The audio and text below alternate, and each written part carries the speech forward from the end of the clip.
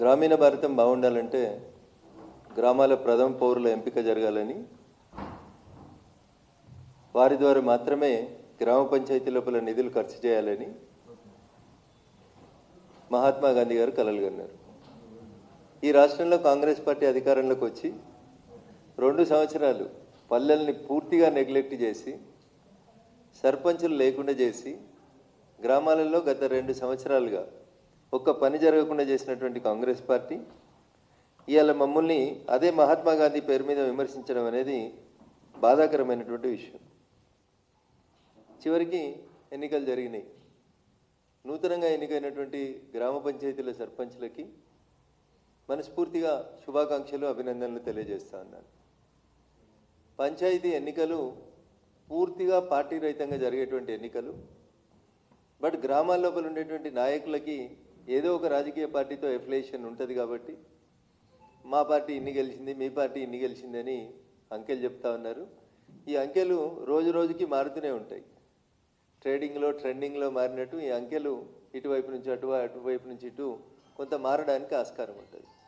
అయినప్పటికీ గౌరవ సర్పంచులుగా గెలిచినటువంటి వాళ్ళందరికీ కూడా ఈ సందర్భంగా నేను మరొకసారి శుభాకాంక్షలు, అభినందనలు తెలియజేస్తూ గ్రామ పంచాయతీ సర్పంచులకి 2 విజ్ఞప్తులు, 2 సూచనలు.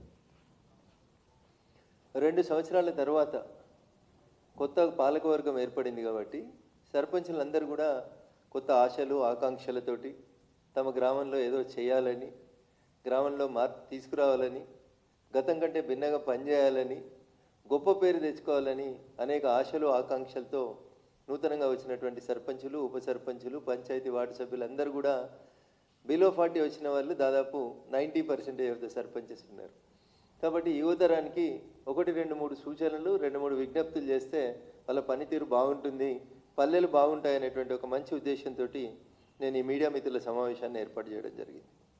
అసలు గ్రామ పంచాయతీలకి నిధులు ఎట్లా వస్తున్నాయి, ఎక్కడి నుంచి వస్తున్నాయి, ఎట్లా ఖర్చు పెట్టాలనేటువంటి అంశం విషయానికి వస్తే పూర్తిగా గ్రామ పంచాయతీలు పూర్తిగా కూడా కేంద్ర ప్రభుత్వం ఇచ్చేటువంటి నిధుల మీదనే ఆధారపడి ముందుకు పోతా ఉన్నాయి. నేనేదో రాజకీయ ఉపన్యాసం చెప్పి రాజకీయ ఆరోపణలు చెప్పడానికి రాలేదు. అందుకని సర్పంచ్ మిత్రులందరూ కూడా గమనించాల్సింది ఏంటంటే, మీ గ్రామ పంచాయతీ పరిధిలో 2 కేంద్ర ప్రభుత్వానికి సంబంధించినటువంటి 2 అకౌంట్స్ ఉంటాయి మీ దగ్గర. మొదటి అకౌంట్ లోపలికి సెంట్రల్ గవర్నమెంట్ ఫండ్స్ ఇస్తుంది. దేని కింద? 14th ఫైనాన్స్ కమిషన్ ఉంటే 14th ఫైనాన్స్ కమిషన్ కింద.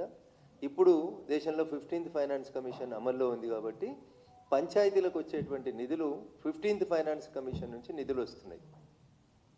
నాకు సిగ్గు అనిపించింది, బాధ అనిపించింది కూడా.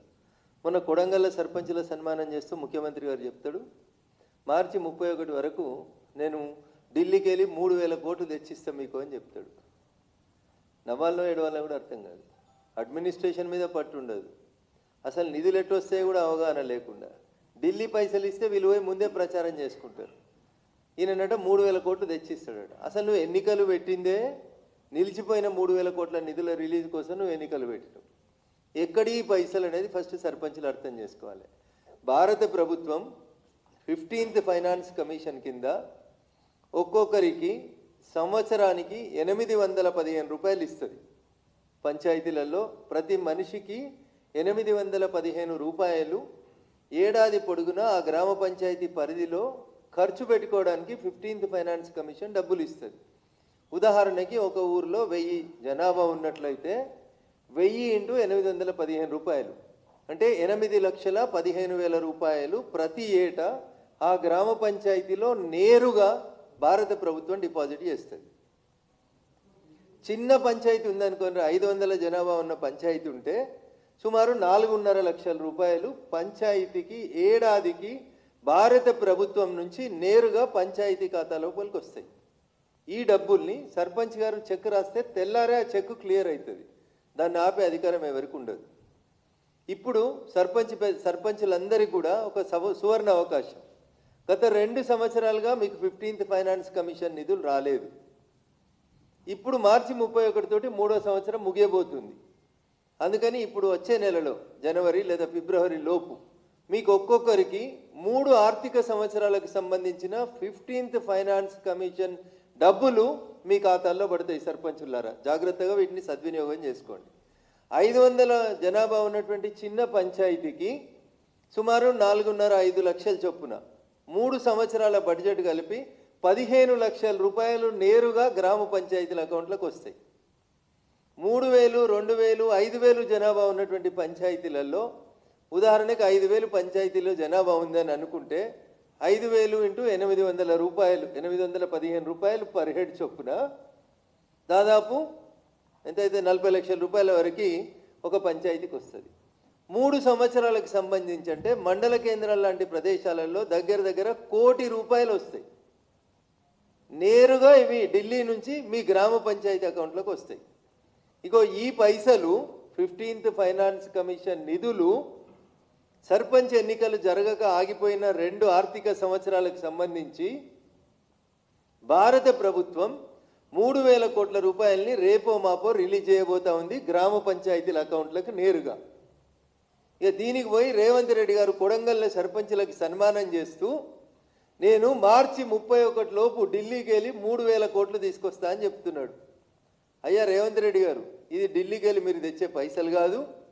పంచాయతీలకి 15th ఫైనాన్స్ కమిషన్ కింద భారత ప్రభుత్వం ఇచ్చేటందుకు ఆడ రెడీ పెట్టింది. నిన్నటిదాకా సర్పంచ్ లేడు కాబట్టి ఇయ్యలేదు.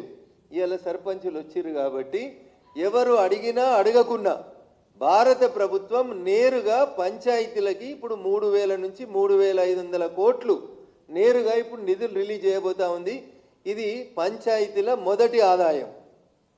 ఇక రెండో ఆదాయం విషయానికి వస్తే పంచాయతీలకు వచ్చేటువంటి డబ్బులు, భారత ప్రభుత్వం నుంచి వచ్చేటువంటి డబ్బులు ఎన్ఆర్ఈజీఎస్ పథకం కింద రెండవ ఖాతా ఉంటుంది.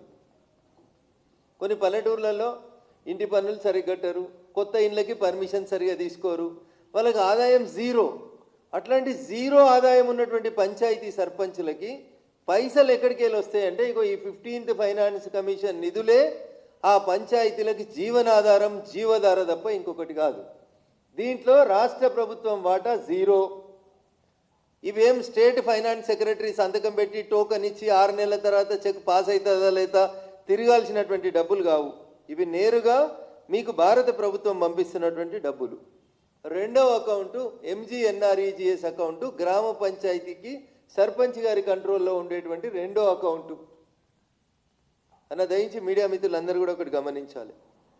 ఈ ఆర్థిక సంవత్సరానికి మార్చి 31 తోటి ముగియనున్న ఈ ఆర్థిక సంవత్సరానికి భారత ప్రభుత్వం ఎంజీఎన్ఆర్ఈజీఎస్ పథకం కింద 1,250 కోట్ల రూపాయలు తెలంగాణ ప్రభుత్వానికి విడుదల చేసింది.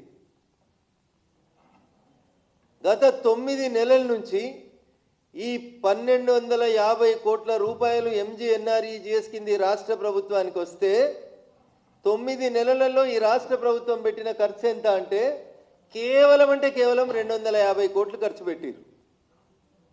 ఎంజీఎన్ఆర్ఈజీఎస్ నిధులు 1,250 కోట్లు వచ్చి రాష్ట్ర ప్రభుత్వం దగ్గర ఉంటే 9 నెలలుగా రేవంత్ రెడ్డి గారి కాంగ్రెస్ సర్కారు పెట్టిన ఖర్చు ఎంత 1,250 కోట్లలో అంటే 250 కోట్లు ఖర్చు పెట్టారు. ఇంకా 1,000 కోట్ల రూపాయలు అక్కడే పడి ఉన్నాయి. వాటిని ఎట్లా ఖర్చు పెట్టాలో ఈ కాంగ్రెస్ ప్రభుత్వానికి అర్థమవుతలేదు. ఆగమాగం ఏం చేస్తుంది ఈ ప్రభుత్వం అంటే నోటికి ఏది వస్తే అది మాట్లాడుతున్నారు. మంత్రులు ఒకటి మాట్లాడుతున్నారు, ముఖ్యమంత్రి గారు ఒకటి మాట్లాడుతున్నారు, రోజుకో మాట మాట్లాడుతూ ఉన్నారు. నేను ఎందుకంటున్నా ఈ పదం అంటే స్పెసిఫిక్గా అయ్యా సర్పంచులారా దయించి ఈ విషయాన్ని కూడా మీరందరూ కూడా నోట్ చేసుకోవాలి. భారత ప్రభుత్వం ఎంజీఎన్ఆర్ఈజీఎస్ పథకం కింద 2 రకాలైనటువంటి ఆలోచన చేస్తూ ఉంది. ఒకటి ఊరికి ఉపయోగపడేటువంటి కమ్యూనిటీ డెవలప్మెంట్ యాక్టివిటీస్ ఒకటైతే, 2 వ్యక్తుల ఆర్థిక స్థోమత పెరగడానికి ఉపయోగపడేటువంటి పథకాలు రెండో రకమైనటువంటి పథకాలు. మొదటి పథకం కింద ఊరందరికీ ఉపయోగపడేటువంటి పథకం కింద ఎంజీఎన్ఆర్ఈజీఎస్ కింద మీ పంచాయతీలో గ్రామ పంచాయతీ భవనము లేకపోతే 20 లక్షల రూపాయలు ఎంజీఎన్ఆర్ఈజీఎస్ కింద మీ ఊర్లో గ్రామ పంచాయతీ బిల్డింగ్ కట్టుకోవడానికి ఇస్తుంది భారత ప్రభుత్వం. ఇస్తుంది 100% భారత ప్రభుత్వమే ఇస్తుంది. 2 మీ ఊర్లో అంగన్వాడీకి బిల్డింగ్ లేకపోతే అంగన్వాడీ భవన నిర్మాణానికి 10 లక్షల రూపాయలు నేరుగా భారత ప్రభుత్వం ఎంజీఎన్ఆర్ఈజీఎస్ పథకం కింద ఇస్తుంది. 3 వివో భవనాల నిర్మాణం అని కొత్తగా ప్రభుత్వం, అంటే ఊర్లలో మహిళా సమాఖ్య భవనాలు అంటారు. సెల్ఫ్ హెల్ప్ గ్రూపుల్ని స్ట్రెంథెన్ చేయడం కోసం ఊర్లో మహిళా సోదరిమణులు ఒక దగ్గర కూర్చొని వాళ్ళ కార్యక్రమాల భవిష్యత్తు నిర్ధారించుకోవడం కోసం వివో బిల్డింగ్స్ కోసం 10 లక్షల రూపాయలు ఇస్తుంది ఎంజీఎన్ఆర్ఈజీఎస్ కింద. నాలుగవది, కొత్తగా ఇప్పుడు భారత ప్రభుత్వం ఆలోచన ఏంటంటే రైతులు గ్రామంలో తాము పండించినటువంటి పంట ఫుడ్ గ్రెయిన్ స్టోరేజ్ గోదాం అని ఒకటి కొత్త స్కీమ్ తీసుకొచ్చింది భారత ప్రభుత్వం. ఆ స్టోరేజ్ అంటే పండించినటువంటి పంటని రైతులు ఎక్కడ పెట్టుకోవాలనో ఏం చేసుకోవాలనో, కొందరు గుడిసి ఉండే, కొందరికి చిన్న ఇల్లు ఉండే, కొందరికి ఇందిరమ్మ ఇల్లు ఉండే, అట్లాంటి వాళ్ళకి ధాన్యం స్టోరేజ్ చేసుకోవడానికి కష్టమవుతుందని ప్రతి గ్రామ పంచాయతీకి ఫుడ్ గ్రెయిన్ స్టోరేజ్ గోడౌన్ అని 15 లక్షల రూపాయలతోటి మీ ఊర్లో ఒక మంచి గోదాం కట్టుకొని అందులో రైతన్నలు పండించిన పంటని స్టోరేజ్ చేసుకోమని చెప్పి చెప్తా ఉంది. ఈ 4 మీ ఊర్లో లేకపోతే అయ్యా సర్పంచులారా, దయించి ఈ 4 కోసం సాధ్యమైనంత తొందరగా ఈ 4-5 రోజులలోనే తీర్మానాలు చేసి మీ ఎంపీడీఓ గారికి, మీ కలెక్టర్ గారికి పంపించినట్లయితే మేము 100% బట్టి మంజూరు చేపిస్తామని చెప్పి ఈ సందర్భంగా తెలియజేస్తా ఉన్నాం. ఈ పైసలు కూడా ఎంజీఎన్ఆర్ఈజీఎస్ పథకం కింద భారత ప్రభుత్వం ఇస్తున్నటువంటి పైసలే.